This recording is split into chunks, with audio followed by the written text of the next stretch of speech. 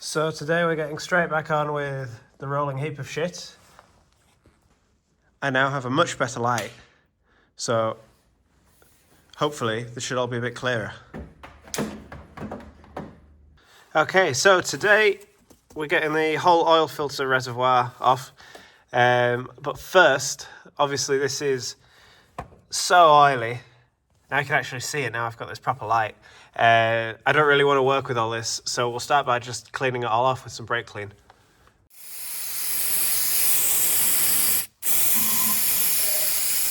I should just clean the whole car, it looked like brand new. Okay, so that has got quite a lot of it. All these vacuum pipes, it's just covered though. So firstly, we're going to remove the vacuum pipe because, as you can see, it's right above where we want to be.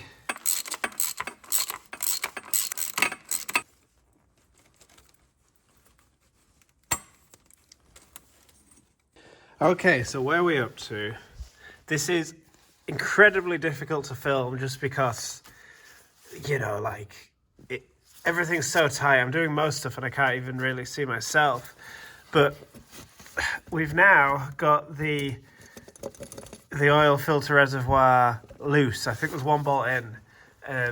But so many bolts have had to come off, and I'm really worried because we've got coolant ones. I'm just worried that these aren't going to reseal because, they've been on for 20 years and now they're off. Anyway, there's one more bolt on this. Was the easiest one. Everything else was a pain in the ass. This has taken about 3 hours. Do you know when you start a job and you just wish you paid someone to do it? Because I'm not a mechanic. I don't really know what I'm doing. But yeah, anyway, let's try and get that one last pain in the ass bolt, and then hopefully this will finally just come off. So it still won't come out, as you can see. And I thought it was touching up against the diesel pump here because it's like it doesn't have enough space. But then I thought, it's like a bolt's still in. So when I've looked underneath, that I have in fact taken the bolt out for the engine mount, which is a massive thing, rather than the correct bolt. So after a lot of messing about, a lot of mess, it's out. What a bastard that was. So yeah, you can see here where it mounts onto the engine. So the bottom bolt is here that I was struggling to get out.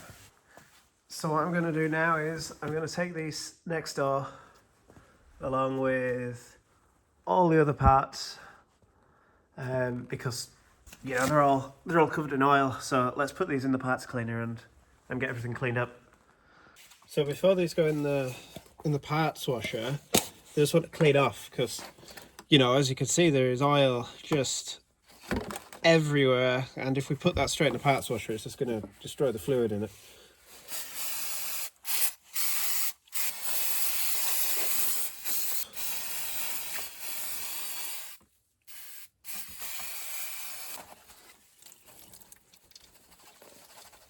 The parts washer is heated, so these bits should come up really well.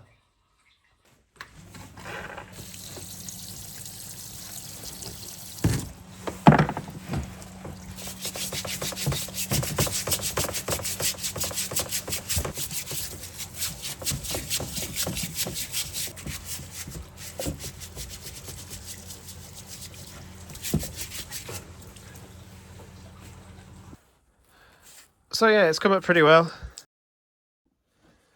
So inside here, between the cooler and the oil filter, there is a seal. Like this one here. So of course, because we've gone to the huge effort to get this off, it would be stupid not to also change this seal.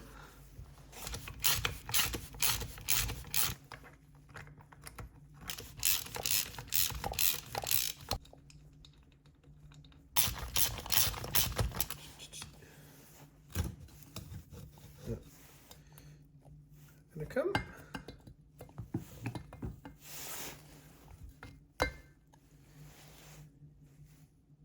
As easy as that. Doesn't look in too bad condition. So if we just get the old one out. These are very plasticky feeling seals.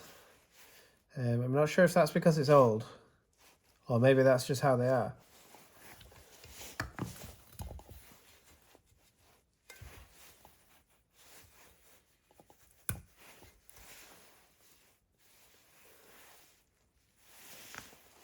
So yeah, we want everything out of here. I think on the E90 BMWs, it's a lot easier. So when I looked on Google and YouTube, there was nothing for the E46 for the M47 engine. It was all for the N57 engine, which is the newer one that was in the newer cars. So I guess it's just less common that they leak on this car. So let's open our new one. So comparing it to the other one, this feels much more rubbery, where this one feels a lot more plasticky, but the original does seem to be a bit thicker. So that's a bit worrying, but let's see how it fits. There we go, it fits. But yeah, it's just not as thick. There's a bit of movement in it. But I suppose it's sealing downwards rather than across. Yeah, very, very strange. I hope that's not going to be a problem. So if we clean up this side of it, so I suppose, let's put this back together.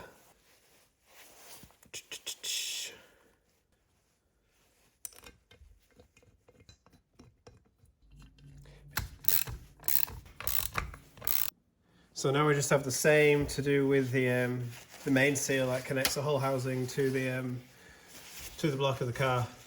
I think this really is the important one, because this is the one that was leaking. So here's the original and here's a new one. But again, the new one's thinner. I'm a bit worried this is going to fall out once we're trying to fit it.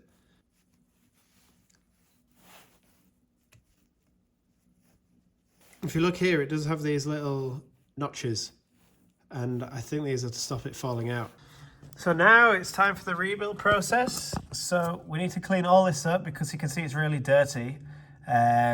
Any sort of grit or anything on it, it won't match correctly and it'll leak.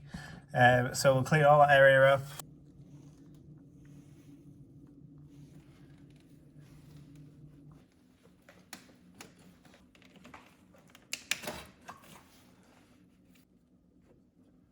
So it's in position, it now just needs some bolts.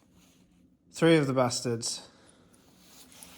One is easy, the rest aren't. So now it's time to plug everything back in. Okay, so all coolant pipes are back on. I'm just going to tighten up all the bleed nipples.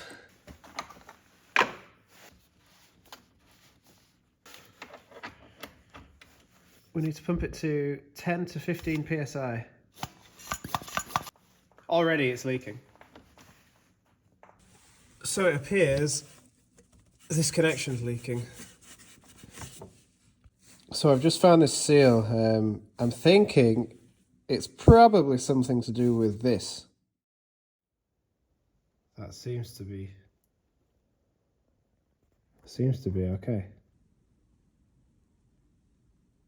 So finally, it's just about all back together. So we just need to quickly put in the oil filter, put the sump bung back in. I'm leaving this tray off because, as you can see, it's just covered in oil, so we'll power wash that and make it look neat.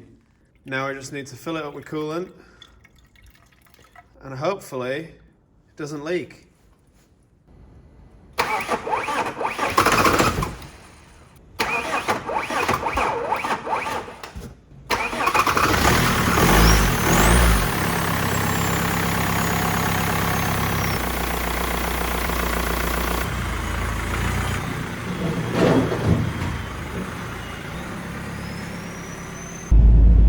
So yeah, it's driving perfectly and pulling how it should be. The temperature's raising, so we just need to keep an eye on that, make sure it doesn't overheat. Okay, so I'm just pulling into a popular dogging car park. If you don't know what that is, Google it. But the coolant light's gone off, and the temperature appears to be staying at halfway. So let's have a look in the engine bay. It's not leaking oil anymore, so I think great success. I'll finish this video here because otherwise it's just going to be a long one. But there we go.